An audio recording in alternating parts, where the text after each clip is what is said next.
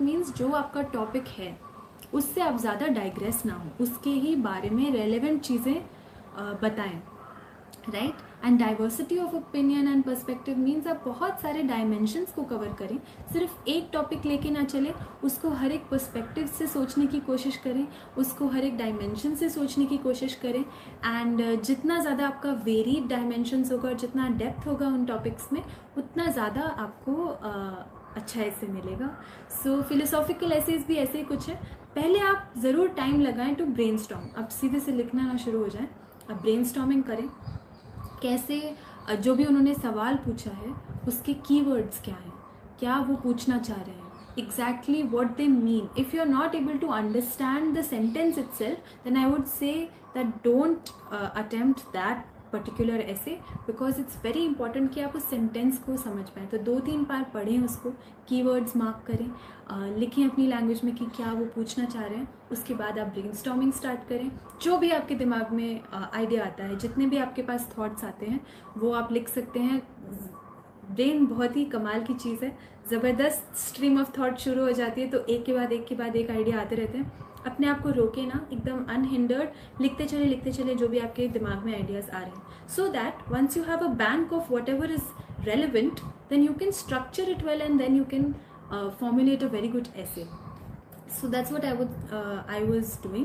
I would write down all my thoughts related to the topic and then I would come to the structuring कि इसको कैसे हम अलग अलग dimensions के through mention कर सकते हैं। social, political, environment, economical, जितने भी dimensions मैं सोच सकती थी सारे के सारे मैं cover करने की कोशिश करती थी without going too far away from the topic, because just for the sake of adding dimensions, it's not recommended that you astray from the topic and go into dimensions that are not even necessary or not even asked about.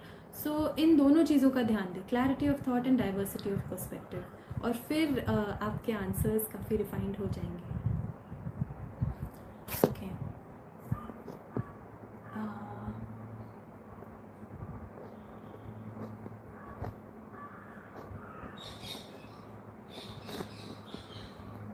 have I taken? Did you make digital notes?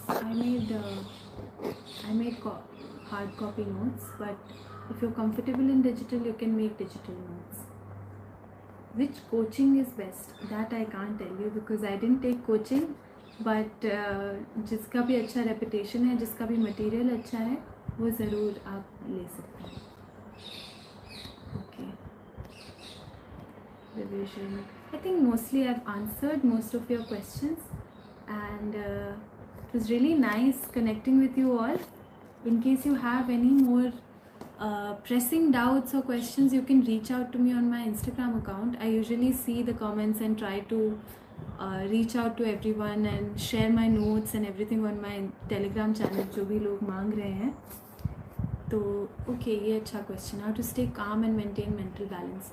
ये बहुत अच्छा question है क्योंकि ये काफ़ी relevant है, मैं बोलूँगी for everyone, specially for me.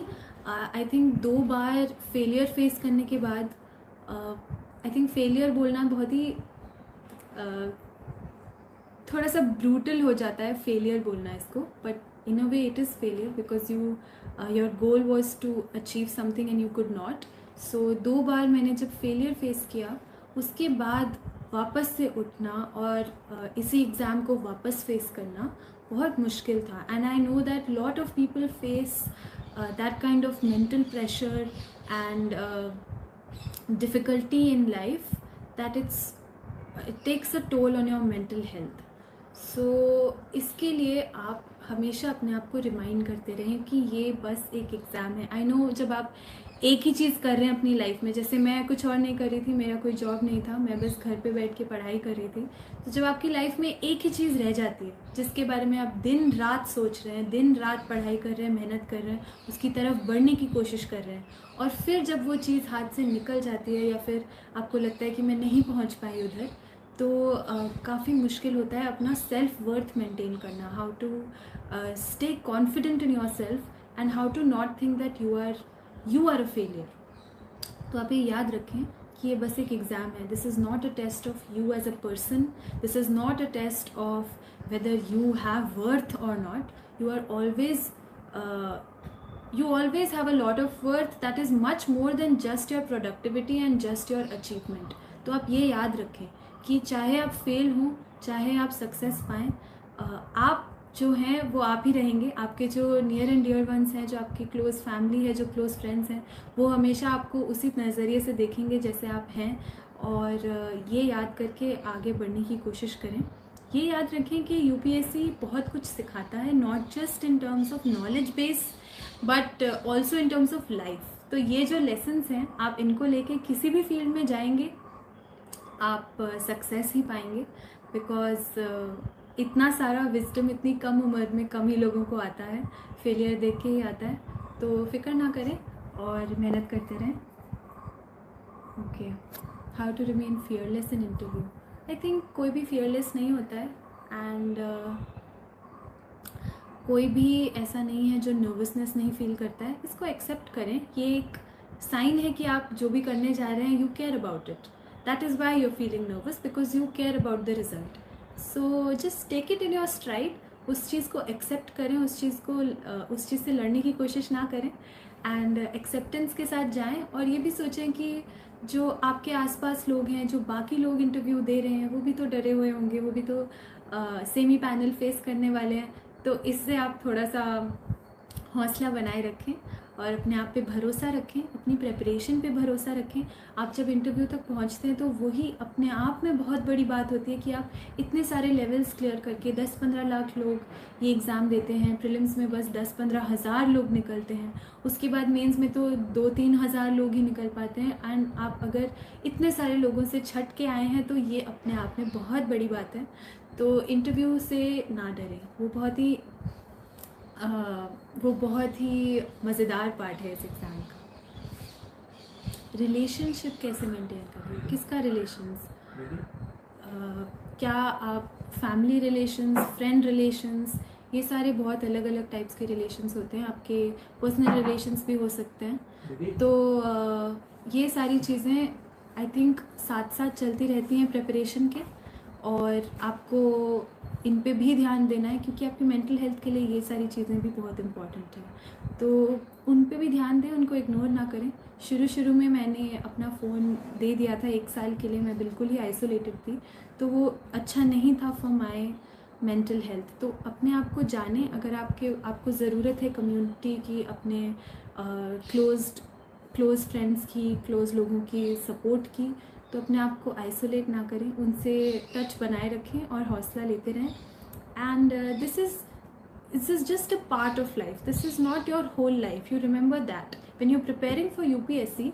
ये आपकी ज़िंदगी का एक हिस्सा है.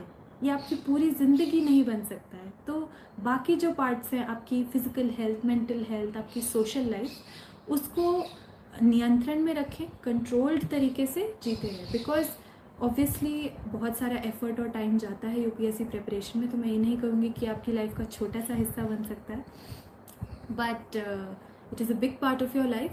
But keep other parts of your life alive. अगर आपकी कोई हॉबीज़ हैं तो वो करते रहें. अपने आप को खुश रखें, तभी आपकी प्रिपरेशन अच्छे से हो पाएगी. Fear of missing out. I think आप ये चीज़, एक मूवी बहुत मुझे अच्छी लगती है, ये जवानी है दीवानी. उसका एक डायलॉग है कुछ भी करो, जहाँ भी जाओ, कुछ ना कुछ तो मिस होगा ही.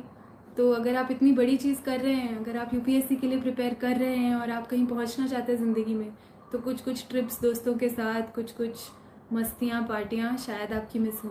बट आपकी लाइफ कितनी अच्छी हो जाएगी आप याद करके थोड़ी सी चीज़ सैक्रिफाइस कर दें.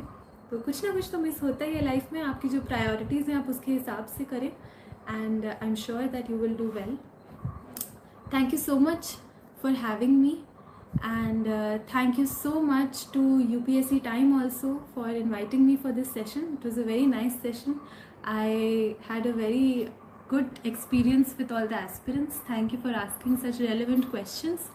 And all the best for your preparation. And आप करते रहें मेहनत and अपनी लाइफ को अच्छा बनाने की कोशिश करते रहें. इसी तरह से ऑनेस्टी के साथ, मोटिवेशन के साथ पढ़ते रहें, आगे बढ़ते रहें. And all the best to you all. Thank you.